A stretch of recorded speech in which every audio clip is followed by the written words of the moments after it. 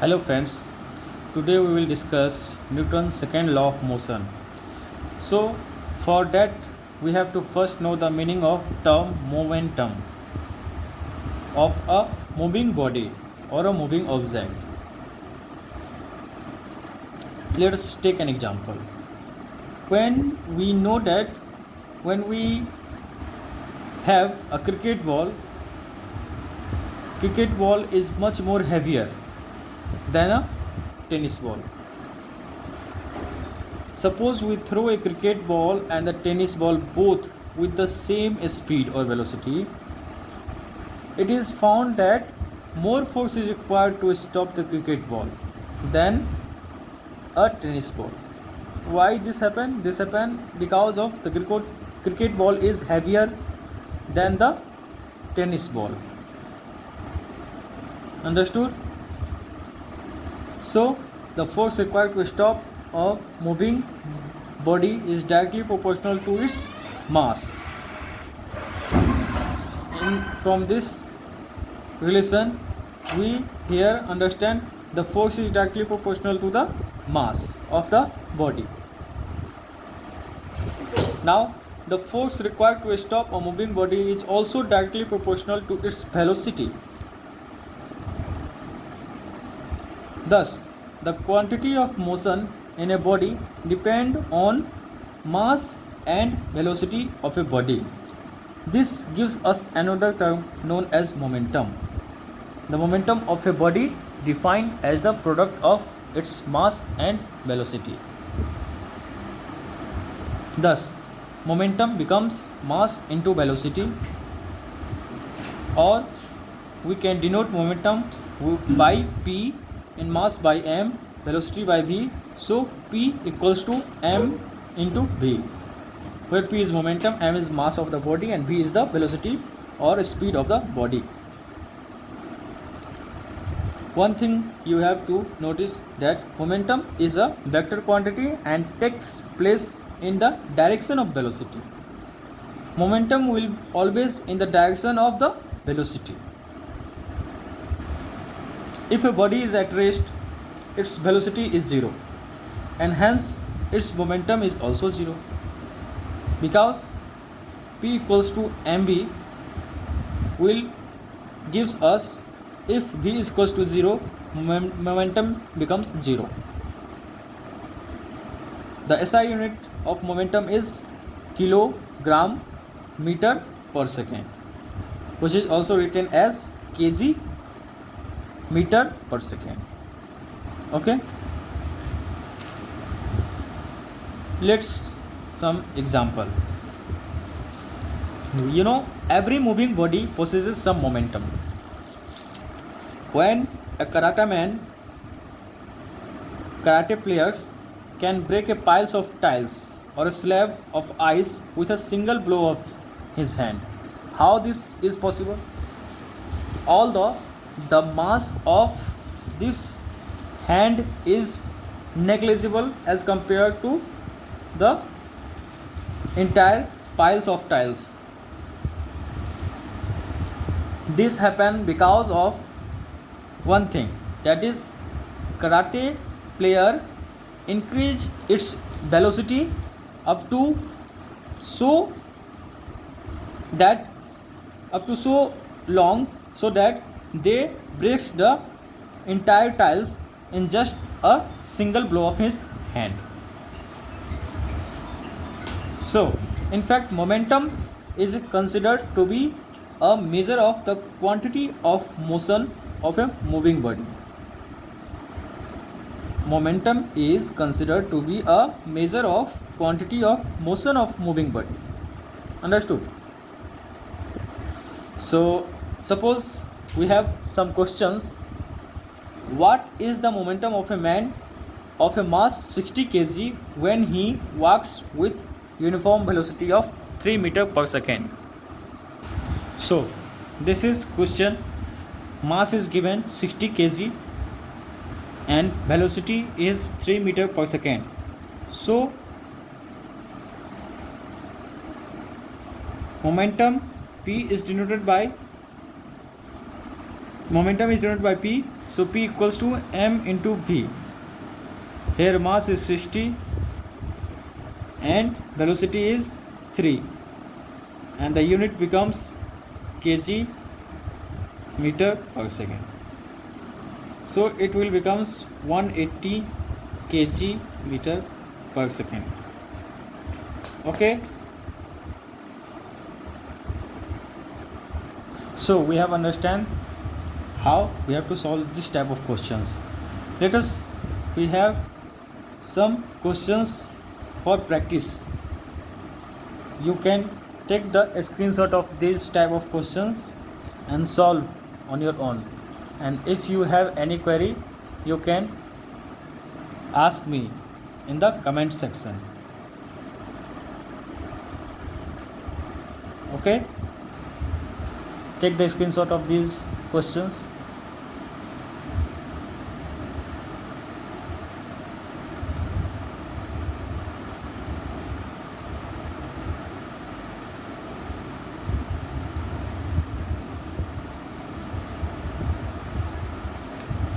Suppose we have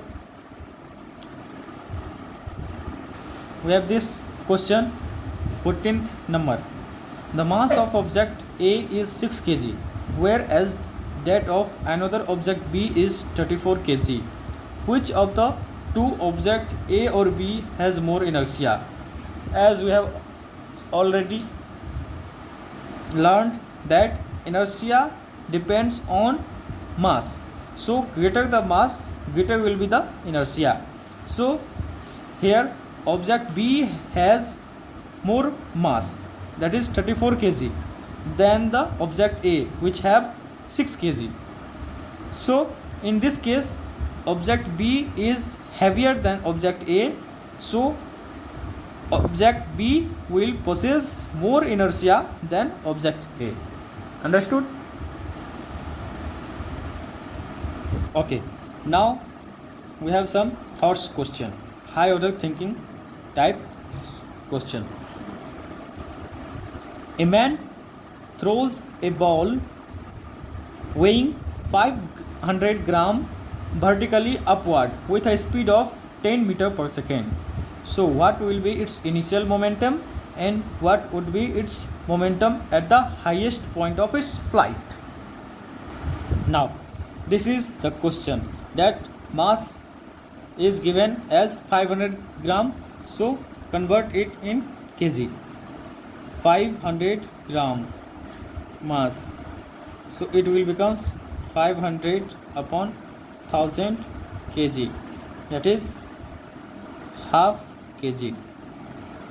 And initially the mass is having velocity u equals to 10 meter per second and going upward direction. The mass is going in upward direction, and finally it will stop somewhere at this point and then come back again. So object suppose go and then come back again. Okay, so here at upper point velocity, final velocity becomes 0 meter per second. So we have to find out initial momentum, that is P initial, which is m into u initial, that is velocity initial, which is half into 10 meter per second, which is equals to 5 kg meter per second. And if we talk about final momentum, so mass is same, it will not change, so m into final velocity is v, so half into 0, because final velocity becomes 0, so it will become 0 kg meter per second. So according to the question we have this type of answer. that is initial momentum will be 5 kg meter per second, and finally the momentum becomes 0 at the highest point of flight. Okay, now let us understand the Newton's second law of motion. According to the Newton's second law of motion, the rate of change of momentum of a body is directly proportional to the applied force and takes place in the direction of which the force acts. What does it mean? Let us take some example. Rate of change of momentum.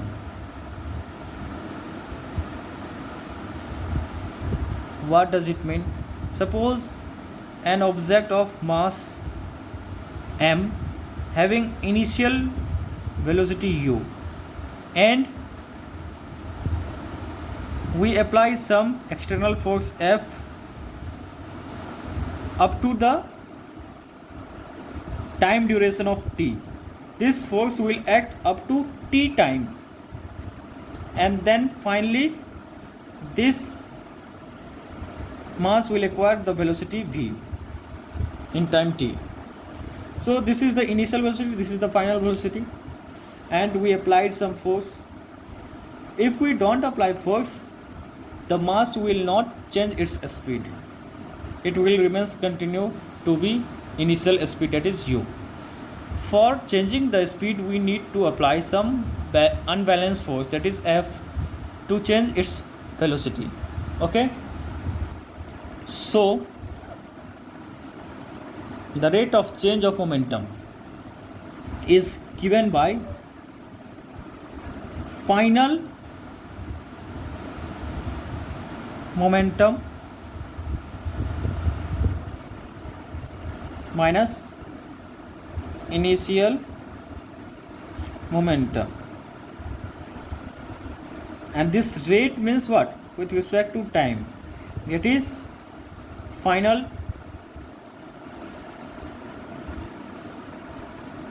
time minus initial time,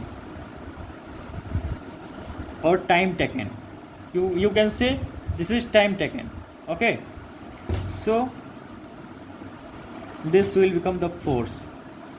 F is equals to final momentum minus initial momentum upon time taken, that is mv minus mu upon t.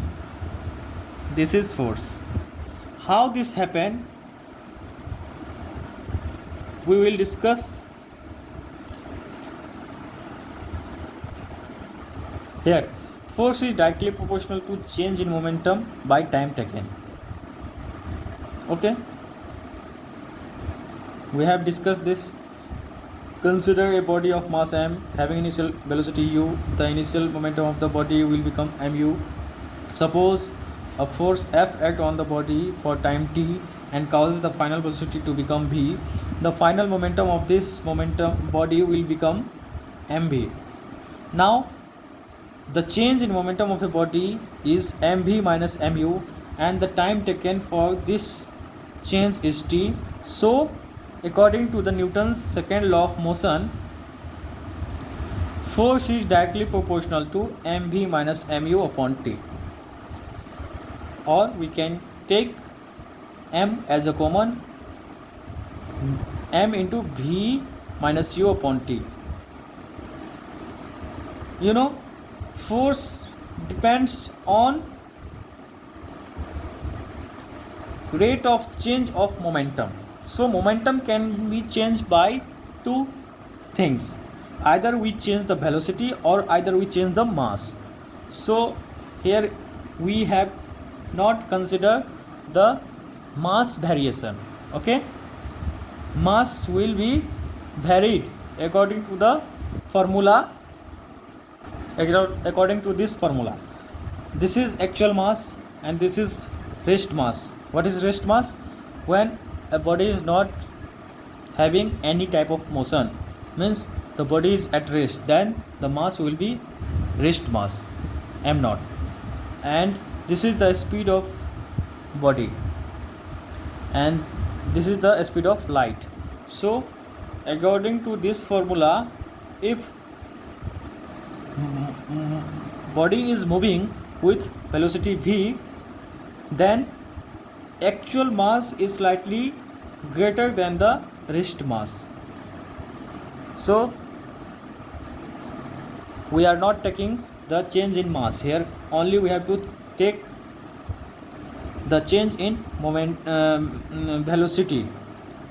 The change in, rate of change of momentum can be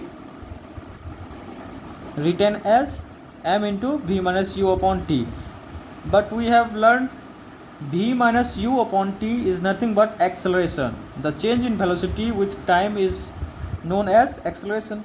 So f is directly proportional to m times a, that is ma. So if we remove the proportionality constant, we have to take some constant. F equals to k into ma, where k is the constant. For the relation f directly proportional to ma can be turned into an equation by putting in a constant k. So for the sake of convenience, we have taken here the constant k as 1 in SI unit. So above formula becomes F equals to ma, which is force equals to mass times acceleration. So F equals to m times a, or a can be written as F by m. Understood? Now Newton's second law of motion gives us relationship between force and acceleration. From this formula, Newton's second law of motion also gives us a method of measuring the force in terms of mass and acceleration. So we can find force if we have mass and acceleration of that body. The acceleration produced in a body is directly proportional to the force acting on it and inversely proportional to the mass of a body. From this we can conclude that acceleration is directly proportional to force applied on the body and inversely proportional to the mass of that body. Okay. If the mass of a body is doubled, suppose, how acceleration will vary? Here, suppose initially we have acceleration a and we apply some force F on object having mass m. So from that relation we have F equals to ma. Now acceleration will comes out to be F by m. Now new mass becomes double, that is 2 times the initial one, 2m, but force is constant. So force becomes mass times acceleration of the new body. Suppose a dash, then a dash will becomes 4 f upon 2m, but f upon m is acceleration, initial acceleration, so it will becomes new acceleration becomes a upon 2. That is, if we increase the mass twice, then the acceleration will reduce 2 times by 2 times, so acceleration becomes half. Understood? And in the same way, if the mass is half, then acceleration will get double, provided the force remains the same. Okay. Now SI unit of force is Newton, which is denoted by N. A Newton, what is Newton? A Newton is that force which, when acting on a body of mass 1 kg, produce an acceleration of 1 meter per second square in it. So application of Newton's second law of motion. Catching a cricket ball. A cricket player or a fielder moves his hand backward on catching a fast cricket ball. Why he is doing so? Why his hands is slightly in the backward direction? Because he tried to manage or control the acceleration of the body. Initially, if they stop suddenly, the hand will feel too much jerk. So this happens. Second example is the case of high jumper. During athletics meet, a high jumping athlete is provided either a cushion or a heap of sand on the ground to fall upon. Same thing happened. To reduce the reaction time, or we can reduce the acceleration.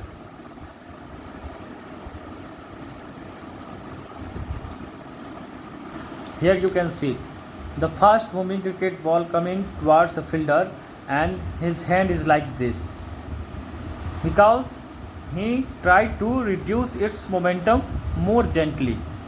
Okay. In the same way, the cushion or a sand being soft reduce the athlete's momentum more gently, so they will not feel sudden jerk. Dear friends, if you enjoy my video, please don't forget to like, subscribe and hit the notification bell to stay updated with future lecture and tutorials. Thank you. We will take some more topic in the later videos with some advanced numericals on this topic, Newton's second law of motion. Okay, thank you.